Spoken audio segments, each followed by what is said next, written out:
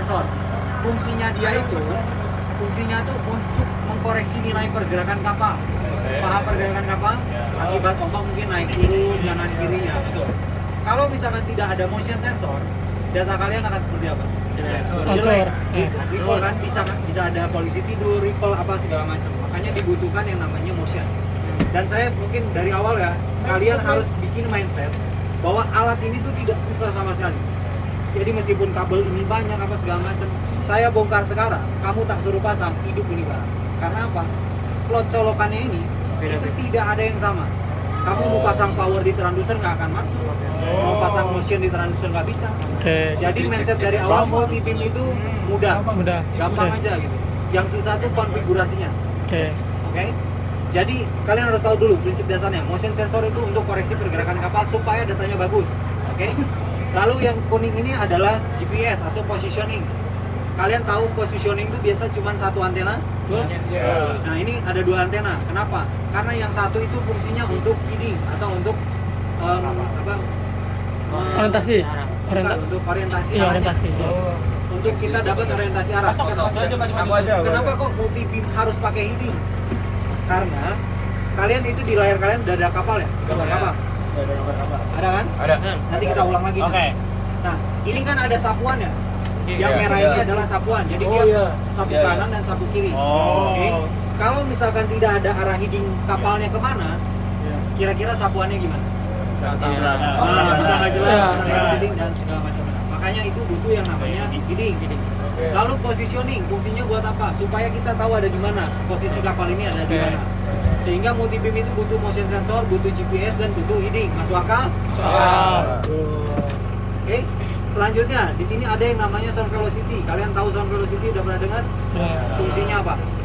Untuk mengoreksi kecepatan gelombang suara. Betul. Di dalam air itu, gelombang suara itu akan terpengaruh oleh yang namanya salinitas, kadar garam, dengan suhu. Oke. Kenapa di sini ada dua sound velocity? Ada yang sensor atau secara real time dikoreksi dengan ada yang nanti diturunin secara profiler. Karena yang sound velocity yang sensor ini dia koreksinya secara real time atau saat itu juga. Kenapa kok dipasang itu? Karena di permukaan ini akan paling cepat berubah nilai sound velocity. Akibat apa pengaruhnya? Suhu. Kenapa suhunya cepat berubah? Karena cuaca. Entah pas hujan, entah pas lagi panas, atau apa segala macam. Dan ketika pergerakan kapal ini jalan, itu kan pecah ombak ya, pecah air. Sehingga kerapatan air pun akan lebih kecil. Dan itu pengaruh juga. Makanya kenapa dipasang di permukaan. Oke. Lalu kenapa ada namanya profiler? Karena pengaruh cepat lambat itu kan sampai di dasar. Kalau tidak kita ambil nilainya sampai dasar, yang mau koreksi siapa? Masa bapaknya aja?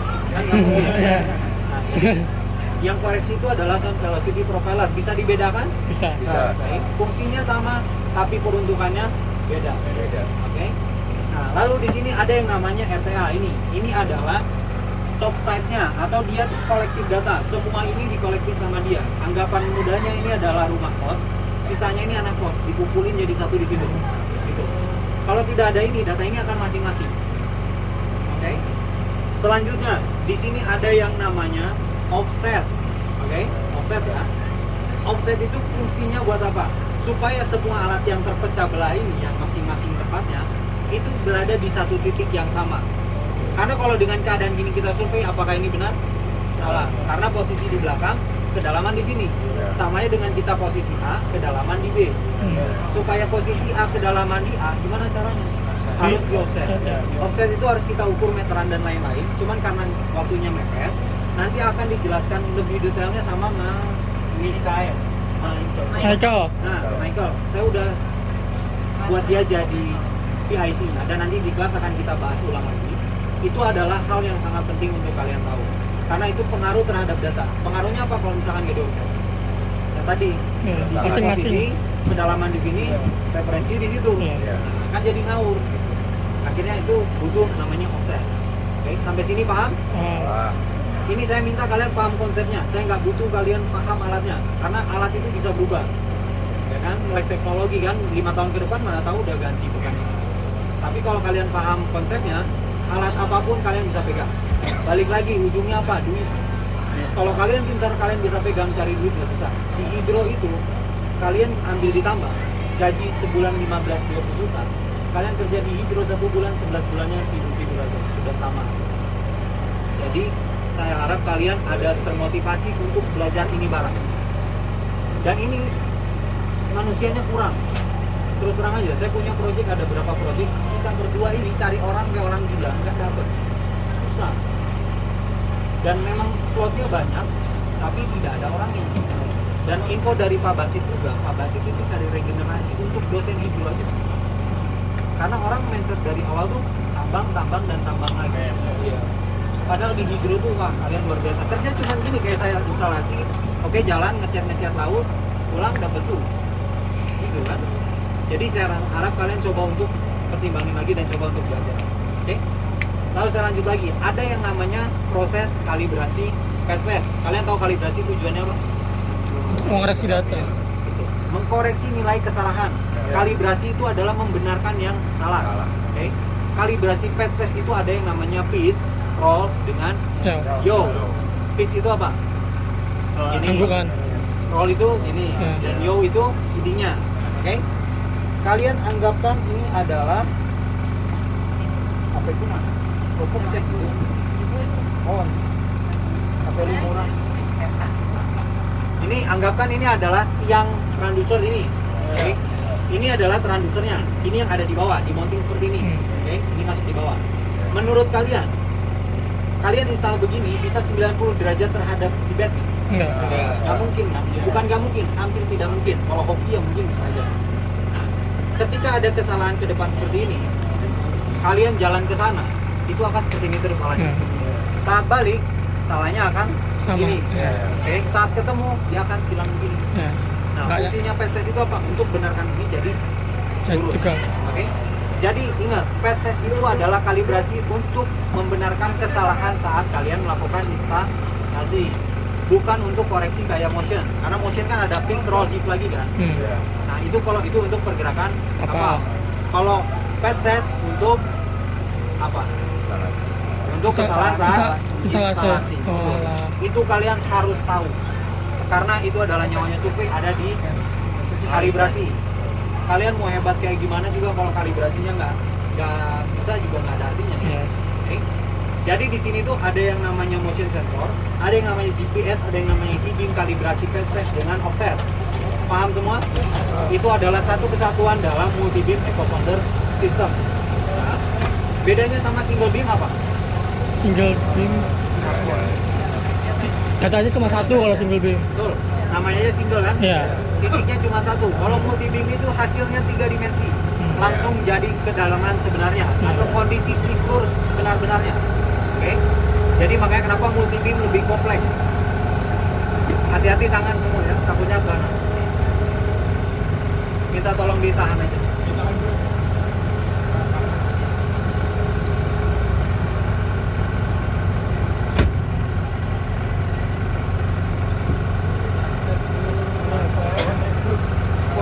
Tinggi air, tinggi sky. Oke. Berarti sampai sini sudah paham yang namanya kalibrasi, sudah paham yang namanya offset, bisa dibedakan kan? Kalibrasi, offset, motion sensor dan lain-lain bisa dibedakan kan? Ini saya minta kalian fokusnya di konsepnya aja, jangan di alatnya sama sekali. Karena alat itu percaya sama saya, apapun alatnya kalian pegang pasti bisa. Karena nyoloknya tinggal colok doang gitu. Oke, meskipun sebanyak ini nggak ada artinya lah, tinggal pasang-pasang doang. Oke, nah selanjutnya ini kita ke software ya. Ini kan ini udah jadi, kita mulai dari nol lagi. Ya. Nah, software itu kalau kita mau melakukan sounding itu kita butuh yang namanya projection atau tempat penyimpanan data. Betul? Nah, berarti kan apapun yang kita lakukan pasti harus yang namanya bikin project baru. Oke. Nah, di sini kita setuju namain adalah batangan. Gak ada cewek. Ya. Oh iya maaf. Udah lah nggak apa-apa lah. Oke, koordinat sistem. Kalian hafal koordinat sistem? Paham? WGS 84 UTM zone. Di sini zona berapa? 19. Kalau saya bikin 30 shot apa yang terjadi? Maksudnya nggak di sini. Wow, harusnya nggak di sini, nanti pas di apply datanya dicek nggak match semua. Ya. Oke. Nah ini kita tinggal bikin ke 49 slot ya. Ini balik lagi, kalian gak usah fokus sama software-nya. Software itu banyak. Yang penting kalian tahu alurnya, bikin project dulu, terus bikin koordinat sistem gitu aja. Kalau software nanti saya bikinkan ininya juga bisa lah, kayak apa namanya screen recordernya. Modul ya. Oke, kita lanjut lagi. Nah ini kita harus pilih nih, yang mau kita lakukan tuh apa sih, multi beam survey kan? Ya. Kita pilih multi beam survey, lalu dilanjut lagi. Ini kita bikin lagi batangan 2. Nah, oke. Nah di sini adalah hal yang paling penting ya. Ini hal yang paling penting, oke? Dari semua alat ini kan belum terintegrasi. Ya. Nah, sedangkan kita mau mengintegrasi alat ini menjadi satu supaya outputnya nanti jadi data multibeam yang sudah terkoreksi oleh semuanya. Nah, ini adalah prosesnya. Oke. Yang pertama, kita butuh kapal loh. Ya. Nah, kita bikin dulu kapalnya. Kita add nama ini. Kapal Batang 2. Nah, gitu. Oke. Nah, di sini ada yang namanya proses untuk masukin nilai offset. Set. Oke. Nah, ini ada di sini ya tulisannya offset kan? Oke. Nah, ini tinggal di-input aja angkanya. Semua berarti Mas. Semuanya. Tapi Oke. kan kita belum meterin, jadi nggak Oke. bisa di-input. Anggaplah ini udah dapet ilmu dasarnya, yang penting dapet. Oke. Nanti kamu prakteknya dipakai papan juga bisa gitu. Oke. Oke, nanti si Michael itu yang tanggung jawab. Oke. Selanjutnya, ini misalkan offset sudah selesai. Ini kita lanjut. Nah, di sini tuh ada yang namanya konfigurasi, atau kita masukkan semua alat yang ada di sini Ya. ke dalam sini. Oke. Display saya sekarang ini itu adalah display daripada yang biru ini. Jadi kita pengen masukin semuanya ke dalam biru ini. Nah, sekarang kita mulai. Di kapal ini ada apa aja? GPS. Oke, kita mulai dari GPS. Kita cari positioning. Nih, kalian sudah mengenal yang namanya NMEA? NMEA. Ya. NMEA. Ya udah. Outputnya posisi NMEA apa? Apa? NMEA GA. Ya. Pernah dengar NMEA GA? Belum. NMEA udah, GA-nya belum? Belum. Oke, kalian harus hafal karena di dunia manapun mau orang Arab, mau orang Inggris apa segala macam, formatnya pasti NMEA Oke. GGA. Itu GGA. adalah format. Kita cari di sini NMEA GGA. Oke, ini ada. Lalu kita masukkan. Berarti di kapal kita udah ada posisi. Posisi. Ada apa lagi? Transdusernya. Transducer. Kita cari transducer itu apa? Multibeam kan? Ya. Kita cari multibeam. Nah, ini kita masukkan Preson Seabed 7K. Nih. Oke. Oke. Setelah ada multibeam, udah ada GPS, ada apa lagi? MRU, betul. Formatnya MRU adalah VRU dengan format TSS1 namanya. Ini juga sama, formatnya akan selalu seperti ini, TSS1. Oke. Terus ada apa lagi? Oh ini SVP.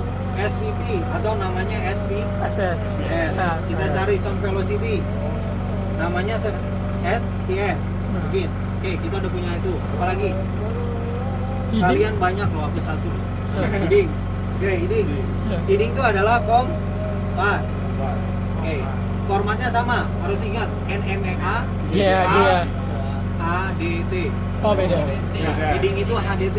Oke. Dari HDT. Udah. Oke. Lalu ada apa lagi? RTA enggak? Sudah. Udah habis. Tapi kan kita survei butuh yang namanya waktu kan, supaya kita tahu jam berapa, tanggal Oh iya, berapa. maksudnya. Oke. Kita masukin namanya external clock. Betul. Nih. Formatnya external clock itu ada lagi NMEA juga. Dia formatnya ZDA. CTA. Oke. Jadi itu harus dimasukin lagi ZDA. Oke.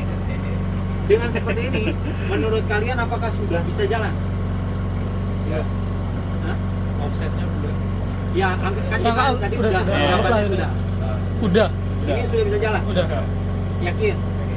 Yakin betul. Kalau yakin betul. Iya. Udah. Karena kita sudah mengkomputasikan semuanya jadi satu. Ya. Ingat di awal tadi saya jelaskan semua satu-satu, ini adalah alat masing-masing. Nah, ini adalah kolektifnya. Nah, display kolektifnya ini yang sekarang saya buka. Jadi semuanya udah dimasukin nih, anak kosnya udah pada keisi nih, anak Oke. kosnya. Nanti udah bisa, nah nih. Oke, tinggal kita lanjut aja. Ini selanjutnya udah tinggal next aja. jalan. Oke. Nah, kita udah punya kapalnya nih. Kapal udah ada, alat sudah ada semua di kapal, tinggal kita mau ambil datanya. Sebenarnya kita harusnya masukin base mapnya dulu, kayak citranya sini. Oh. Cuman kan nggak ada. Paling mungkin nanti pas lagi processing di overlaykan aja. Oke.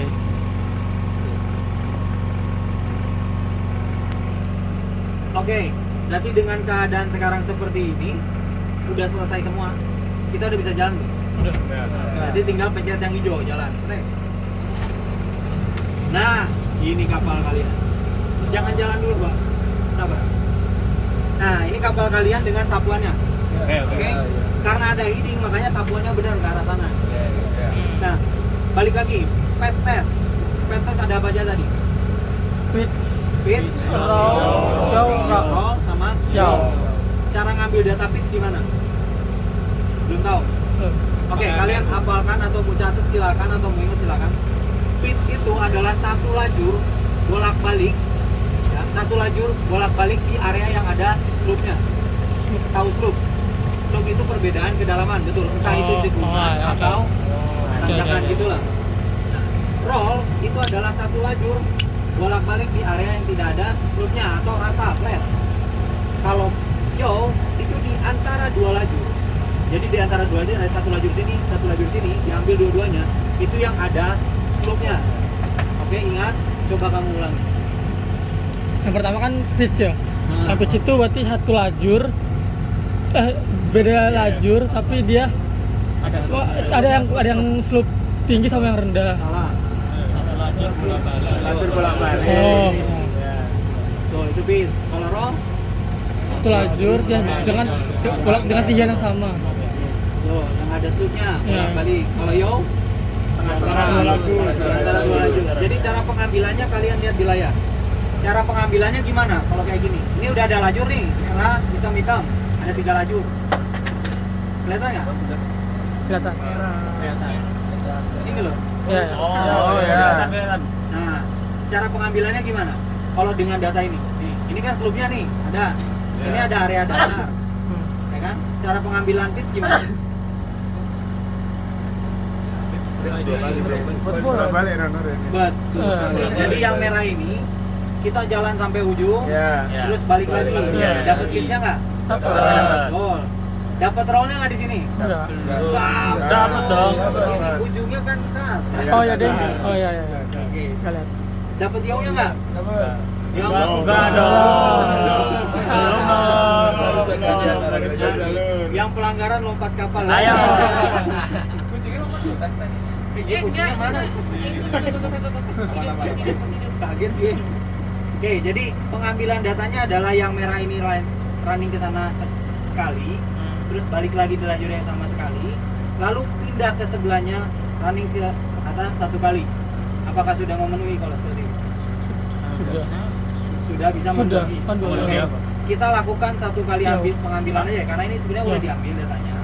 Cuman ini kita simulasikan aja karena udah jam segini kan, Oke, kasihan ya. kalian ya. Jadi kita ambil 1 lajur aja.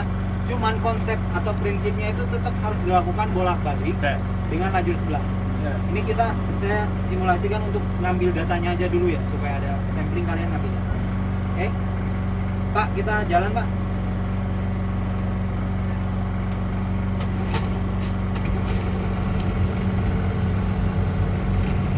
Ke arah sana, Pak.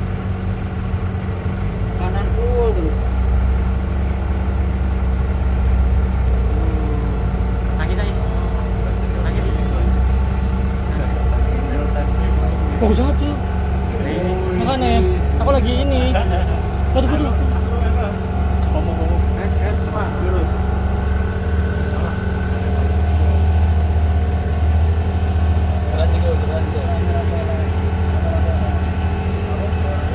Suruh mati soalnya. Kiri aku fire tuh ya. Foto ya Ini foto. masuk kiri ini Pak yang merah ya. Nah, ini kita mulai record ya. Jadi kita udah mulai ambil Oke. datanya. Oke. Sorry. Bagus banget. Aku pengen juga kita kerja tuh. Kiri terus.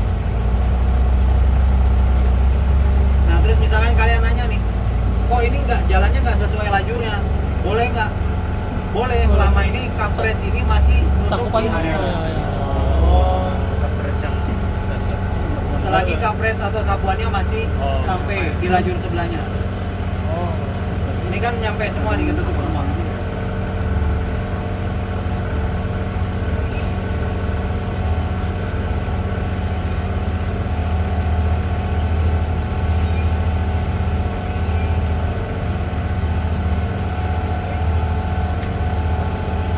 Ini saya pindah ke layar sebelah. Kalau kalian mau langsung lihat 3 dimensi view-nya seperti apa, ini ada di sini. Oke. Ada gambarnya nggak? Belum, Pak. Oh, saya lagi Udah ada? menghubungkan. Belum. Proses. Proses. Masih gelap. Masih gelap. No signal. Masih. Iya. Hitam. No signal.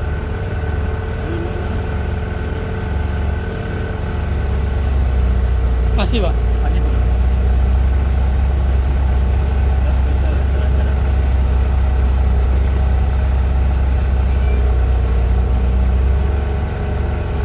Udah. Belum.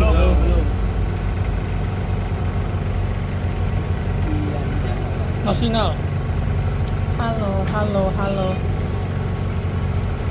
Coba aja. Pas lagi, Pak. Dari gini ya, di bawah gitu. Takut aku. Ayo, no. Cakep banget, Sir.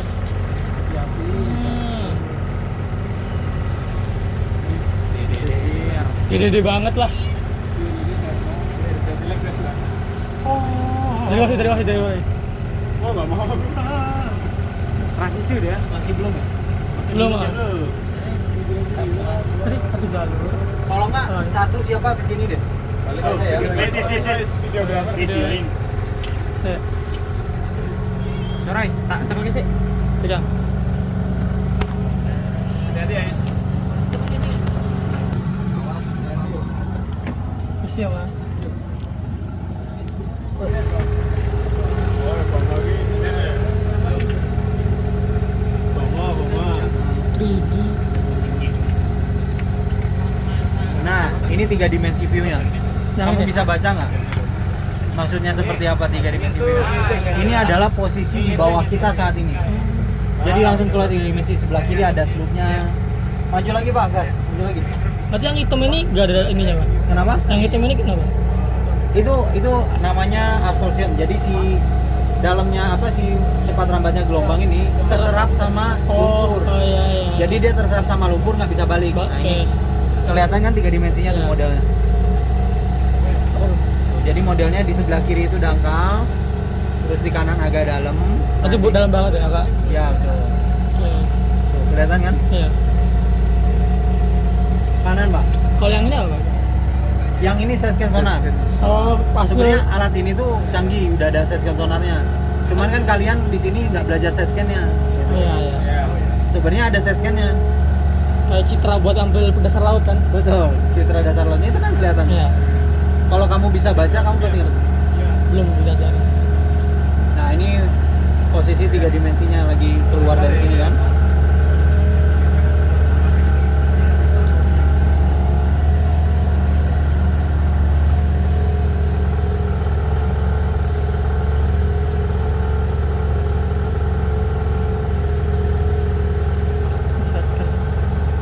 Nah, itu.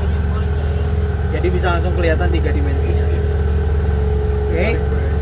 Lalu untuk yang di sana udah ada layarnya lagi ya? Nah, ini anggap kita sudah selesai patch test dan kita pengen survei sebenarnya ya. Keadaan survei sebenarnya itu berarti tinggal ngisi yang bolong ini kan. Ini kan bolong nih. Iya. Oh ya. Nah, mau kita isi, Pak, maju dulu Pak sampai depan. Istimewa ya. Ini sengaja dibolongin supaya ada materi nanti di kelas untuk yang namanya interpolasi. Pernah dengar Oke. interpolasi kan? Oh ya. Pernah dengar digitasi? Benar. Nah, itu nanti kita akan lakukan pakai data ini juga. Makanya sengaja dibolongin supaya nanti data ini bisa terisi gimana sih caranya gitu. Oke, Pak.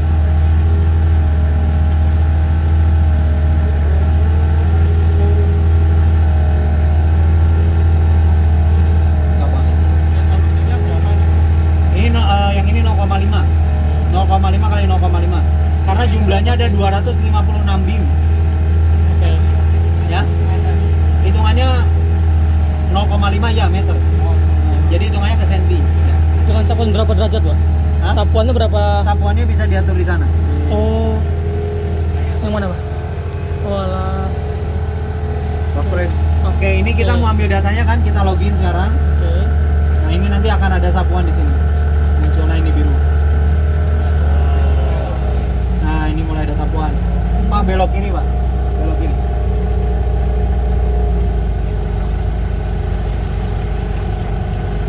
Nah, ini ada sapuannya kan nih. Iya.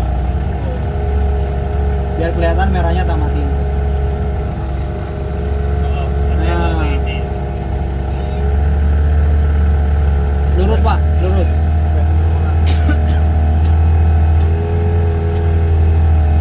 Nah, survei sebenarnya adalah seperti ini.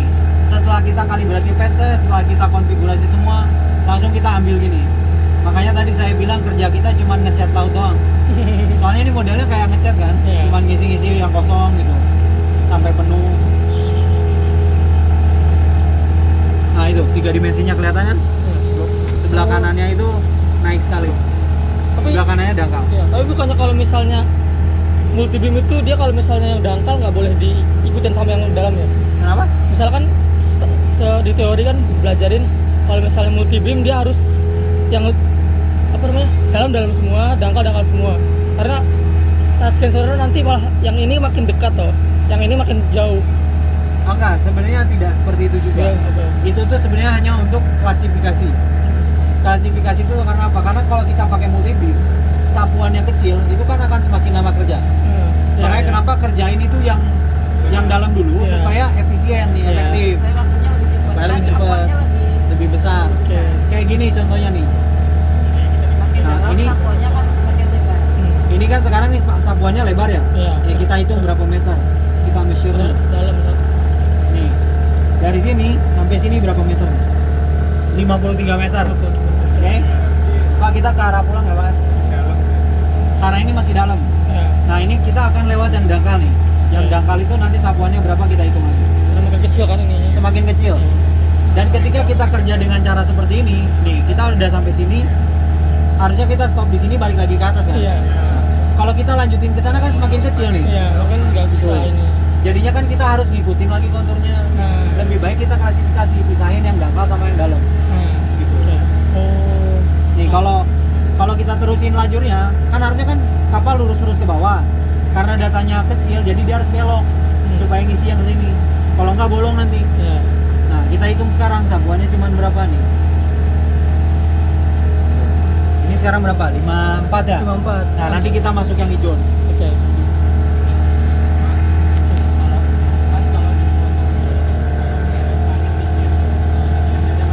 Agak keras.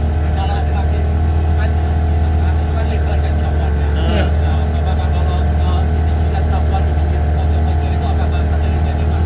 Betul, ketelitiannya makin Berkurang. Makanya Oke. kenapa ada namanya overlapping. Oke. Gitu. Nih, kan semakin kecil nih. Kita hitung sekarang berapa nih? Tuh, tinggal 32 atau 34 lah kurang lebih. Oke. Makanya kenapa diklasifikasi dipisah supaya yang dangkal aja nanti kerjainnya. Oke. Berarti prof Pak, apa namanya jalurnya beda sendiri ya? Nah, iya, Oke. betul. Oke. Karena kalau enggak ya kayak gini nanti ngerjainnya Iya. kita harus belok, harusnya kan lurus doang kan.